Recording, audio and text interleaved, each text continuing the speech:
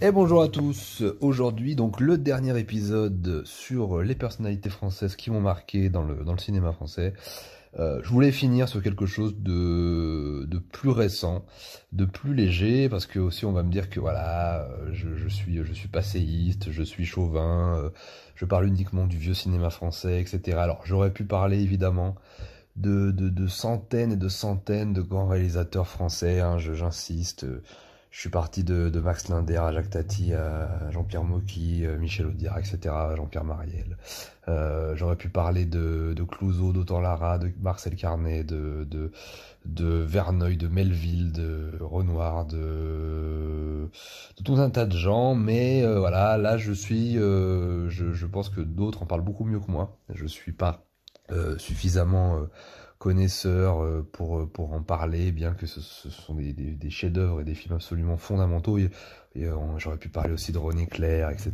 Bon, ça c'est voilà, c'est des réalisateurs que j'ai découverts et bien évidemment sur le tard, et je pense que d'autres personnes en parlent beaucoup mieux que moi. Mais donc je vais là, j'ai fait une très très très grosse vidéo donc sur la neuvième partie, c'était consacré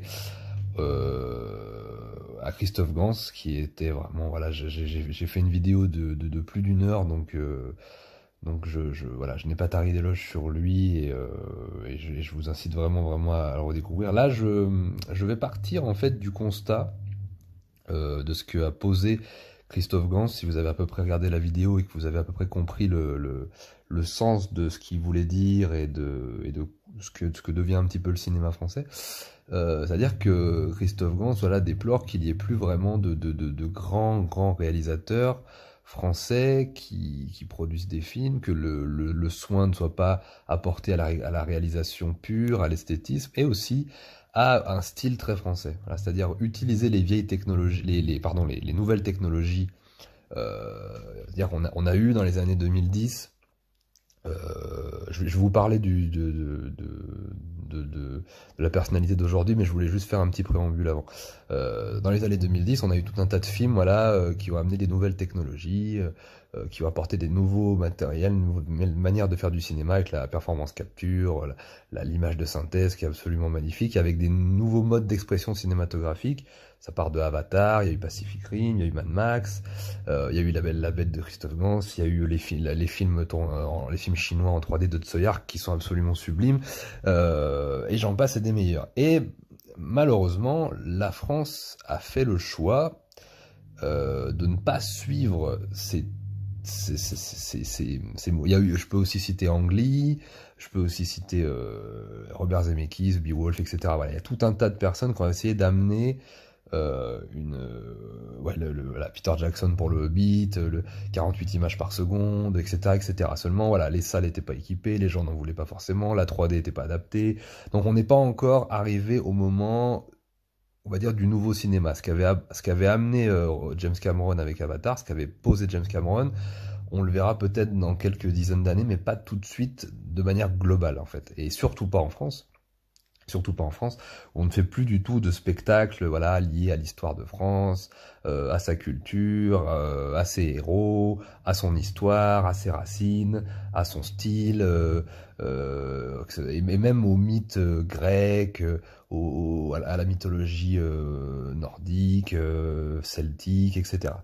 La France, visiblement, comme l'a dit un peu Christophe Gans, se renferme sur elle-même. Enfin, en tout cas, les décideurs et du coup une grosse partie du public n'en veut pas.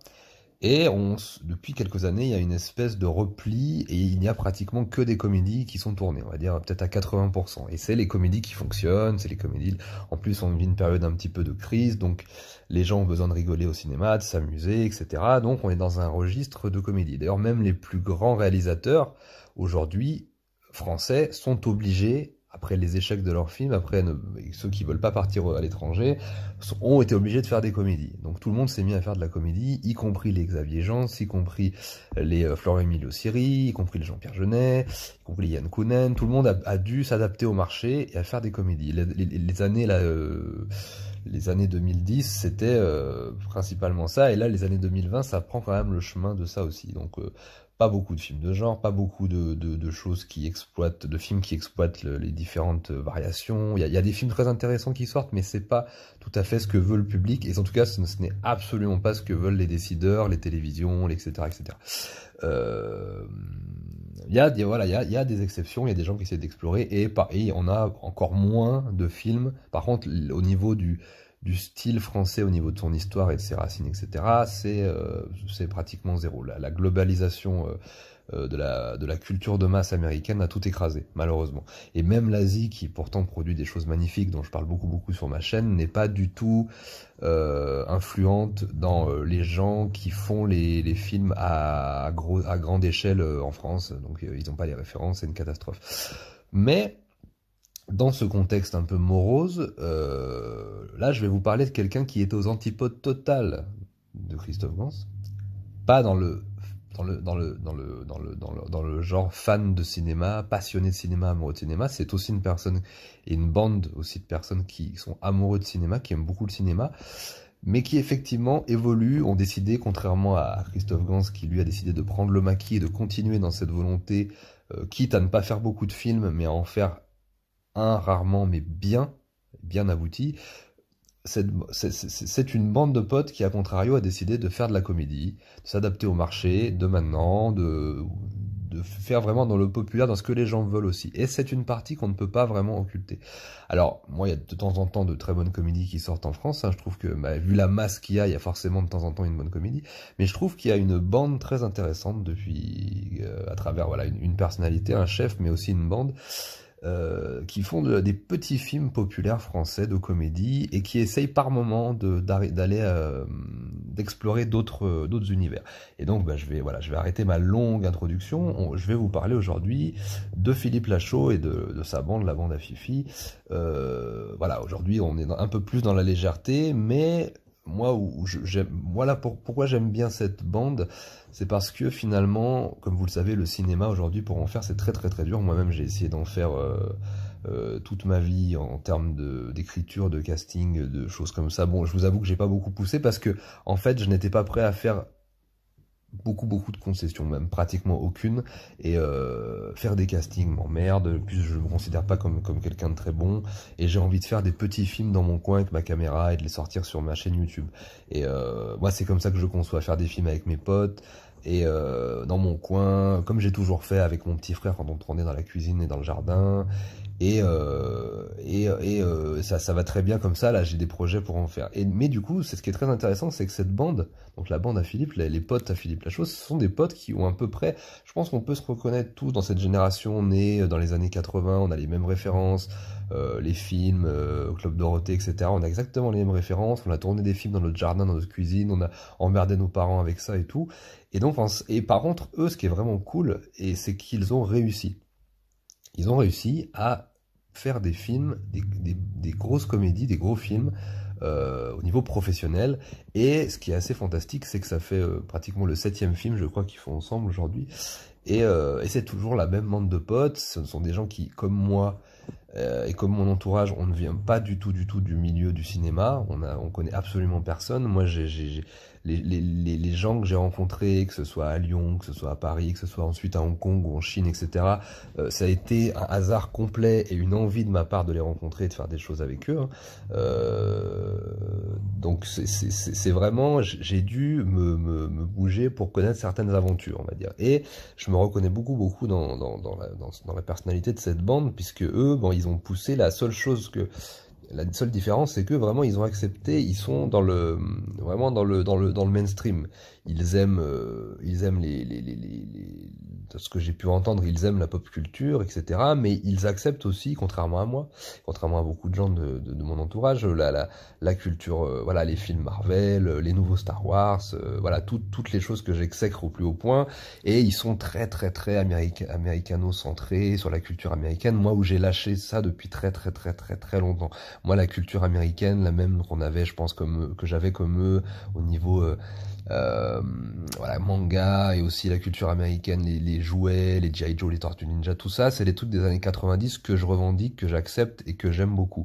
C'est une fois les années 2000-2010 passées que vraiment, moi, je suis vraiment allé vers l'Asie, totalement, vers Hong Kong principalement, et évidemment un petit peu vers le Japon, évidemment vers la Chine, etc. Et ce que je trouve un petit peu dommage, dans cette bande, c'est que oui, effectivement, il y a trop de références américaines et c'est un petit peu ce qui tue le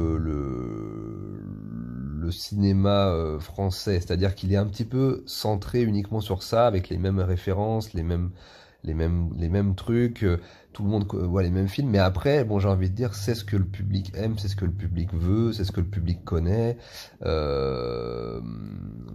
Mais voilà, c'est un petit peu dommage qu'ils apportent pas un petit peu autre chose. Je parle au niveau du cinéma français, je parle pas spécifiquement de la bande à Fifi, puisque moi, en fait, je les ai découverts avec Nicky Larson. Et pour Nicky Larson, j'avais trouvé, moi, je les connaissais pas. Mon frère était très fan d'eux. Moi, je refusais absolument catégoriquement de voir leurs films. Je trouvais que c'était, voilà, du ciné. Je pense que ça allait pas me faire rire, les vannes, les trucs. J'avais jamais vu les films. Et en fait, j'ai vu Nicky Larson parce que je suis très fan de manga, de Club Dorothée, etc. J'ai grandi avec ça. Immense fan de Dragon Ball, j'ai fait une longue vidéo là-dessus. Et j'aimais beaucoup, beaucoup aussi Nicky Larson.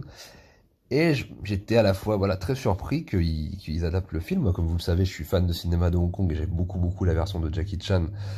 Mais en fait, c'est plus un film de Wong Jing avec Jackie Chan que vraiment une vraie adaptation ultra fidèle de Nicky Larson. On rentre pas, mais les combats sont mortels, l'humour est incroyable. Moi, c'est un de mes films préférés, mais pas dans le respect fondamental de Nicky Larson. Il y avait aussi Mr. Mumble que les Hongkongais ont fait, qui était très cool, qui était beaucoup plus ressemblant avec Michael Cho, qui était beaucoup plus respectueux. Le personnage ressemblait beaucoup plus à Nicky Larson, etc. C'était pas une version officielle. Ils n'avaient pas acheté les droits, contrairement au film de Jackie Chan, mais c'est un film qui était beaucoup plus cool et beaucoup plus ressemblant, avec Mammouth, avec les personnages, etc. C'était pas un bon film, c'était pas un très grand film, mais c'était vraiment très très très cool et c'est un film que j'aime bien. Et donc je suis allé voir quand même cette version de Nicky Larson parce que j'étais quand même curieux, je ne connaissais pas Philippe Lachaud. Hein, c'était je vous dis ça, j'ai découvert cette bande très très très récemment. D'ailleurs, ils ont commencé le cinéma. En 2014 hein, avec Babysitting, moi je connaissais pas enfin j'avais pas vu les films et je suis allé voir Nicky Larson et j'ai été agréablement surpris et j'ai beaucoup apprécié. J'ai pas trouvé que c'était, alors c'est très respectueux au niveau de plein de petits clins d'œil, il y a plein de choses qui est respectueux. Je crois que les Japonais ont validé, etc. Moi par contre ce qui me manquait c'était que je retrouvais pas l'ambiance nocturne un peu polar que j'aimais bien dans Nicky Larson avec le saxophone, l'ambiance, les néons, 13 années 80, papier glacé comme ça que j'aimais beaucoup. Là, je retrouve pas ça dans le film. C'est au niveau de la texture, on n'y est pas du tout, et c'est la grosse déception que j'avais pour le film. Par contre, c'est vrai que en fait, c'est-à-dire que j'ai tellement une idée négative et ultra négative du cinéma français. C'est tellement devenu un cinéma qui ne prend pas de risques qui est vraiment dans un couloir et où il n'y a rien qui dépasse, il n'y a pas une prise de risque. Les films sont globalement réalisés comme des téléfilms. Hein. On n'est plus du tout dans du cinéma, on est dans du téléfilm qui sort sur grand écran. Hein. Globalement, en France, on apporte en fait plus de soins au gag, à la vanne, aux acteurs, aux histoires. Bon, après, j'ai envie de dire ça, c'est un petit peu traditionnel en France, mais on a complètement oublié de l'audace purement cinématographique qui passe par le visuel, qui passe par la texture, qui passe par la réalisation pure. Et je vais pas vous mentir, Nicky Larson, c'est pas du tout ça non plus. Hein. C'est pas du tout ça. Par contre, je trouvais que voilà, à l'aune de la comédie française que je déteste, hein, il y a des trucs qui me font beaucoup rire. J'ai des acteurs que j'aime beaucoup, mais globalement, on peut pas comparer cinéma français avec grande réalisation aujourd'hui. C'est très très compliqué. Mais là, il y a quand même de l'envie. Il y a quand même des choses. Alors le film, je l'ai trouvé très très drôle. Je trouvais que par moments, tu retrouvais quand même les références à Nicky Larson qui faisaient plaisir. Moi, j'ai grandi avec Les Inconnus et tout. J'aimais beaucoup. Moi, je suis très très fan en fait hein, des comédiens et de l'humour français, des comédies françaises. J'ai grandi avec Les Inconnus. Il y avait Didier Bourdon. J'étais très heureux de le revoir dans un film bien. Et j'ai trouvé Philippe Lachaud, très drôle, sa partenaire qui jouait Laura, donc très drôle, Tariq Boudali et Julien Routier, je crois que c'est celui qui m'a fait le plus rire du film. Il y avait de très bons gags. Voilà, moi je suis très en dessous de la ceinture au niveau de moi je ris à peu près de tout, hein. Je peux rire des choses très subtiles, très profondes, très politiques, très politiquement incorrectes. Et parfois j'aime les trucs ridicules comme ça. Et puis les trucs un peu voilà en dessous de la ceinture et tout, j'aime beaucoup les gags à la con et tout, j'aime beaucoup ce genre d'humour, donc moi j'ai plutôt pris beaucoup de plaisir à le regarder. Et, et je me suis un petit peu intéressé au reste de leur filmo, du coup ça m'a intéressé, j'ai beaucoup aimé le film en fait au premier abord, vraiment à l'aune de ce qu'est le cinéma français. Je me suis dit ah putain, enfin quelqu'un qui ose aller vers l'Asie, aller vers un manga, aller un petit peu prendre des risques parce qu'ils ont quand même essayé de amener un peu d'action, un peu de drama, un peu voilà, ils sortaient un peu de leur zone de confort. Ils se disaient on va pas forcément faire une comédie pour le public qui nous connaît déjà, on va faire une comédie pour eux évidemment et aussi pour les fans d'animation, de manga de Nicky Larson, tout. J'ai trouvé ça plutôt cool et il y a eu un bashing au début quand il a annoncé le projet, puis finalement beaucoup de gens ont aimé le film, mais qui encore une fois je le dis n'est pas immensément bien réalisé, hein. Ça reste quand même globalement dans les standards du cinéma français, mais quand même, c'était quand même, je considérais que c'était quand même une bouffée d'air frais. Et ça faisait plaisir, il y avait une prise de risque, et en plus, Philippe Lachaud avait vraiment l'air d'être passionné par le manga, par l'animation, voilà, il était fan et ça se sentait que c'était un film qu'il voulait vraiment faire et qu'il voulait vraiment porter, et ça se ressent quand même beaucoup, et ça c'est très important, je trouve. On a perdu cette passion, etc. Donc c'est très bien qu'il ait pu le produire. Et en plus c'est très marrant parce que moi le tout premier film qu'on avait tourné avec mon frangin dans le jardin, dès que j'avais une caméra, en fait on avait une vieille caméra où on mettait carrément la cassette et on faisait à l'intérieur de la caméra cassette VHS, et on tournait en tournée montée sans scénario, et en plus on pouvait mettre, il n'y avait pas de batterie à la caméra, donc on devait systématiquement la charger, donc tourner dans les chambres, dans la salle à manger, la cuisine, etc. C'était une adaptation live de Nicky Larson, donc, mais qui n'était du coup pas adaptée du manga proprement parler ou du dessin animé, mais qui était adapté en fait du film de Jackie Chan, parce qu'on était très fan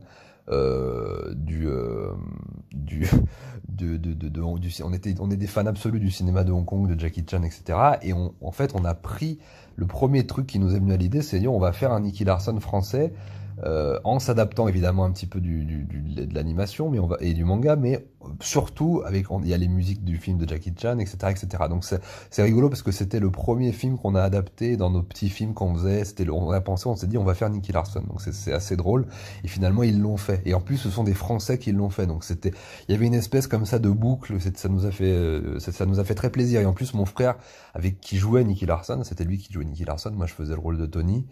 Et mon frère est très fan de Philippe Lachaud. Donc il y avait une espèce de boucle comme ça, très cool. Et moi le film, voilà, avec tout ce qu'il y avait autour, ça m'avait fait plaisir. Je suis allé le voir, j'ai acheté le Blu-ray, et je me suis penché sur le reste de la carrière les autres films qu'ils ont tournés, Babysitting 1, Babysitting 2, Alibi.com, Épouse-moi mon pote. En fait, le premier film que j'ai vu d'eux, alors c'est très rigolo, pareil, cette anecdote, c'est qu'après Nicky Larson, moi je vivais en Chine, hein, en 2019, la moitié du temps, et je me rappelle, j'étais dans un salon de massage avec mon ex et tout, et voilà, on pouvait regarder des films en même temps dans les trucs chinois, on peut bouffer, regarder des films et tout, et dans le truc de streaming des films sur grand écran, dans la salle de massage, il y avait le film Épouse-moi mon pote.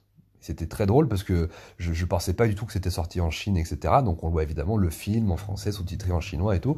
Et ça m'a fait extrêmement rire. On a beaucoup rigolé.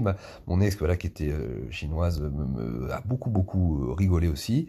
Et je me suis dit, ah ouais, intéressant, ils font en fait des trucs. Alors évidemment, c'est des petits films français de comédie, sans autre vraiment prétention au niveau de la réalisation. Voilà, c'est pas du tout ça. On y va vraiment pour la comédie, pour les gags, pour le côté voilà film de bande, de potes qui font leurs films. Et puis il y avait des vannes, je trouvais, qui étaient pas trop ringardes, assez voilà, très drôle, une bonne rythmique. Alors ça s'inspire un peu plus de la comédie américaine évidemment que de la comédie française, ce que je déplore un petit peu, mais c'était quand même très cool. Et je me suis dit ah ouais, putain, pas mal. Et là c'était pas Philippe Lachaud qui avait réalisé le film, d'ailleurs c'était son pote Tarek. Et c'était très bien. On a beaucoup rigolé. Et après, moi, je suis rentré en France. Moi, après, il y a eu Covid, machin, etc. Alors, c'était un petit peu avant le Covid, hein, que j'ai découvert leur film. Et ouais, un petit peu avant le Covid et pendant, et j'ai pu pendant en fait cette période vraiment me plonger vraiment dans leurs trois premiers films, Babysitting 1, 2 et Alibi.com, et j'ai énormément rigolé, et en fait j'ai beaucoup aimé, parce que je trouvais que voilà, on retrouvait cette énergie, cette espèce de petite bande comme ça qui vient de nulle part, qui connaît personne dans le cinoche et qui a la volonté de faire des films, et on sent qu'ils sont potes dans la vie, et qui ils prennent du plaisir à leur faire leurs films. Il y a vraiment il y a un vrai kiff en fait de les voir, et de voilà, je trouvais qu'il y avait cette énergie dans les trois premiers films. Donc moi globalement j'ai adoré. Après j'ai acheté leurs films carrément. C'est très très rare que j'achète des comédies françaises et des films français hein, depuis des années, à part les vieux classiques, les vieux films dont j'ai parlé dans mes vidéos précédentes. Jamais ça me vient à l'idée d'acheter du cinéma français en ce moment, vraiment vraiment jamais. À part les films de Christophe Gans et puis quelques trucs que j'ai à par-ci par-là, c'est très très très très rare. Et donc je me procure les films, je les vois plusieurs fois, je m'intéresse à leur carrière, je regarde leurs interviews. Je trouve qu'évidemment ils sont un peu trop amoureux de l'Amérique à mon goût, parce que moi j'ai lâché l'affaire avec tout ce qui est film américain depuis très très très longtemps, à part certaines exceptions comme je vous ai cité, hein, les Avatars, les gros les films très bien faits, Pacific Rim, Mad Max et compagnie. Il m'arrive aussi parfois de regarder des films américains très très cool, hein. Il y a encore plein de trucs cool qui sortent, mais globalement je suis pas américano-centré, hein. J'ai lâché l'affaire depuis longtemps. Euh, et donc j'avais une très bonne les cinq premiers films vraiment super, et je me suis dit bah, qu'après Nicky Larson ils allaient avec Nicky Larson ils ont mis la barre un peu plus haut, ils allaient pouvoir nous proposer peut-être Nicky Larson 2 ou une autre adaptation de manga. Je crois qu'il parlait de Cat Size à un moment donné, ça aurait été mortel, mais apparemment le film, bon, même s'il a bien marché, n'a pas fonctionné autant que ça. Ça a été une petite prise de risque, et alors en France, globalement, si tu cartonnes pas, si tu exploses pas, même si ça marche bien, si tu exploses pas et que ça suit pas, ça emporte pas la masse globale du truc, ils produisent pas les suites en général. C'est assez compliqué. Donc le problème, c'est qu'après, ils ont voulu, voilà, donc après il y a eu la période de Covid, etc. Ils ont sorti leur nouveau film. Donc Tarek a sorti 30 jours max. Je trouvais ça intéressant parce que 30 jours max, ils exploraient le buddy movie cop, film policier avec les cascades. Tarek faisait ses cascades lui-même, machin, etc. Et, euh, et j'avais trouvé déjà ça un petit peu moins bien. Et puis ça m'avait un petit peu surpris. Mais après, enfin, en fait, ça m'étonne pas vraiment en fait, c'est le problème que j'ai avec la génération un petit peu, alors pas spécifiquement eux, mais les gens qui vont voir ces films, c'est qu'ils n'ont pas forcément toutes les références. Il y avait Tarek qui citait, bon, il citait évidemment Belmondo, mais il citait beaucoup Tom Cruise dans les mecs qui font les films d'action, les machins, mais jamais vraiment Jackie Chan. Peut-être qu'il a dû le citer, mais j'ai pas dû l'entendre beaucoup. Et évidemment pas le cinéma de Hong Kong. Et je trouvais que quand on faisait un film français où on mélange comédie et action et où on fait soi-même ses cascades, automatiquement, il faut avoir en tête, selon moi, les pionniers, Max Linder, Jack Tati, Jean Marais, et puis évidemment toute la vague du cinéma de Hong Kong, de Jackie Chan, de Sammo Hung, de Yuen Biao et compagnie, de Yuen Woo-ping, de Corey Yun, etc. Il faut les avoir en tête et il faut les citer. Et il faut connaître les films, parce que en termes d'action et de mélange de comédie-action, les premières stars du muet, etc. Tout ça, faut quand même les citer. Et malheureusement, la référence, voilà, maintenant, qui efface un peu toutes les autres, c'est Tom Cruise. Moi, j'aime beaucoup ce que fait Tom Cruise, mais on doit aussi citer les autres choses. Et c'est un peu ce que je reproche globalement à cette espèce de globalisation, en fait. C'est que ça efface les vrais pionniers du genre. Et on ne se souvient plus d'eux. Évidemment, on se souvient de Belmondo parce qu'il est indépassable. On se souvient de Jackie Chan aussi. On le cite un petit peu, mais pas assez à mon goût. Mais on cite pas, voilà, normalement, si tu aimes Belmondo, tu dois citer Jean Marais. Si tu aimes Jackie Chan, tu dois citer Sammo Hung. C'était vraiment ça coïncidait à l'époque. C'était sans Sammo Hung, pas de Jackie Chan, sans Jean Marais, pas de Belmondo. Il y a tout un travail comme ça de lien à faire que malheureusement ce cinéma, voilà, le cinéma de la bande à Fifi fait pas forcément. C'est ça qui me dérange un petit peu par moment et que je trouve un peu pénible. Et parce que je trouve que globalement la culture générale et la société en général prend un peu ce pli-là et oublie les pionniers les plus importants, elle prend plus les modes du moment que les gens qui ont vraiment apporté ça. Et c'est dans tous les domaines, dans la musique, dans le cinéma, dans la politique, dans absolument tous les domaines. Donc ça, c'est un petit peu dommage. Et donc j'avais été un petit peu déçu, mais pas forcément par rapport à ça, mais j'avais été un peu déçu du film. Je me suis dit, ouais, je m'attendais un petit peu à mieux. Après Nicky Larson, je m'attendais à ce qu'il nous fasse des trucs avec beaucoup plus ambitieux, en réalité. Ok, t'investis le Buddy Movie Cop, mais tu fais un vrai film avec un petit peu plus peut-être d'effets spéciaux, un petit peu plus de pognon, de moyens, mieux réalisé. T'appelles des mecs un peu plus, voilà, mais ils ont quand même beaucoup travaillé avec beaucoup de passion et ils font leur petit film tranquille, très cool. Mais j'étais un petit peu, j'ai trouvé ça un peu dommage qu'ils redescendent un petit peu en gamme et globalement j'avais été un peu déçu. Et ça a pas loupé, ça m'a refait la même chose en pire avec le film d'après, Héros malgré lui, où là Philippe Lachaud revient. Alors il y a plein de vannes très cool. Moi j'ai bien rigolé aussi dans 30 jours max, hein. Il y a des trucs que j'aime bien, mais c'est des films que j'ai un peu oubliés. Et Héros malgré lui, je l'ai complètement, voilà, je l'ai vu récemment. Là, je l'avais loupé à l'époque avec le Covid et tout, et je l'ai vu. Et là, je me suis dit dommage. C'est vraiment dommage parce que le standard technique n'y est pas. L'action, bon, il y en a, mais en plus, c'est des gens qui bossent, c'est des mecs vraiment passionnés. Donc, c'est dommage qu'ils aient pas plus d'argent, plus de moyens avec des gens qui leur donnent les possibilités d'explorer vraiment. Voilà, il y a un truc, il faut vraiment aller un peu plus profondément et tester de nouvelles choses. Les choses qu'ils avaient, dans Nicky Larson, ils avaient pris vraiment des risques. Et là, je trouvais que, voilà, on refait pour la énième fois la référence à Avengers, aux super-héros Marvel, machin. Bon, c'est en plus les vannes. Enfin, moi, j'aimais beaucoup les vannes d'avant, des films d'avant, parce que je trouvais qu'elles étaient, même si bon, on l'avait déjà vu, mais elles étaient assez politiquement incorrectes. Il y avait quand même, tout le monde en prenait pour son grade. Là, je trouvais que dans Héros malgré lui, évidemment, il refait les vannes qu'on a vues 1 milliard de fois sur les prêtres pédophiles, sur la famille française de la campagne beauf, incestueuse, etc. Merci, parce que moi, d'ailleurs, j'en viens de familles françaises comme ça, et je peux te dire que c'est pas du tout comme ça que ça se passe. Mais en fait, ça me dérange pas. Quand Joël Seria fait ça dans Les Deux Crocodiles dans les années 80, ça me dérange pas parce que on l'avait moins fait. Mais là, on a vu ça 1000 fois. Et puis le summum, c'est vraiment voilà, la vanne à la fin, la vanne, voilà, la vanne de la cathédrale. Voilà, j'ai trouvé ça très limite, voilà, par rapport voilà, par rapport à ce qui s'est passé. Je veux dire, c'est beaucoup de gens ça fait du mal à beaucoup de gens, donc je sais pas si c'est très très approprié de rire avec ça maintenant. Peut-être que on peut le faire peut-être dans 10 ans, mais maintenant ça me semble inapproprié. Donc là, je trouvais qu'il retombait dans des travers d'humour, franchement, que ringard, en fait, ringard au possible, en mode France Inter quotidien, quoi, vraiment des trucs qu'on a vu 1001 fois et qui étaient très drôles dans les années 70-80, mais qui le sont plus du tout aujourd'hui. Donc là, voilà, ça commence à devenir un peu ringard, ça commence à gripper un petit peu au niveau de la machine. Et malheureusement, alors en plus il y a Georges Corafas qui joue dedans, qui est un acteur que j'aime bien, qui est pas assez exploité selon moi, voilà. Voilà, j'aime bien les acteurs toujours et tout, mais selon moi, il y a une vraie baisse de niveau et j'ai pas vraiment apprécié. J'ai vraiment pas apprécié. Bon là, apparemment ils vont faire alibi.com numéro 3. Donc c'est bien, je l'attends parce que numéro 2 pardon, parce que j'ai beaucoup aimé le premier.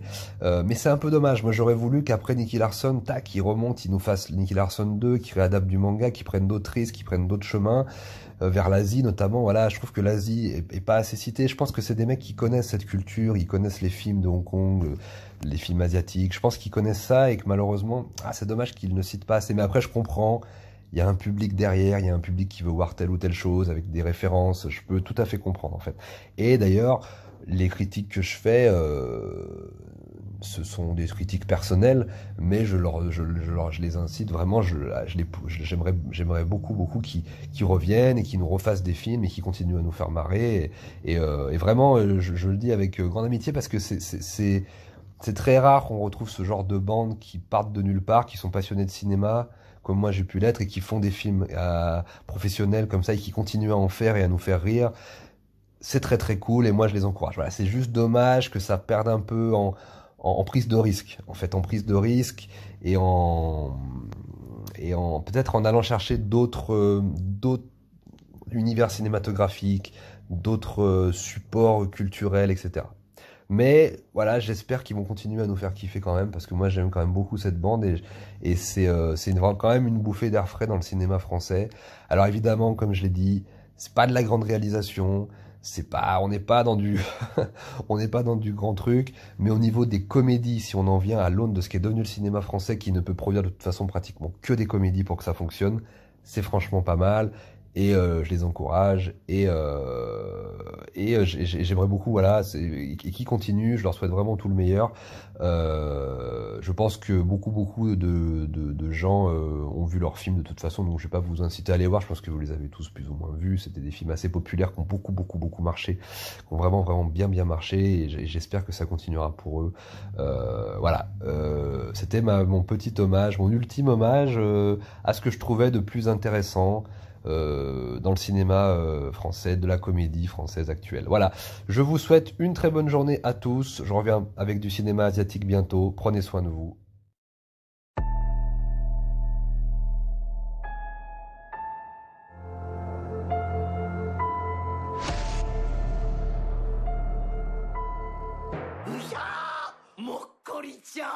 何言っとんじゃい。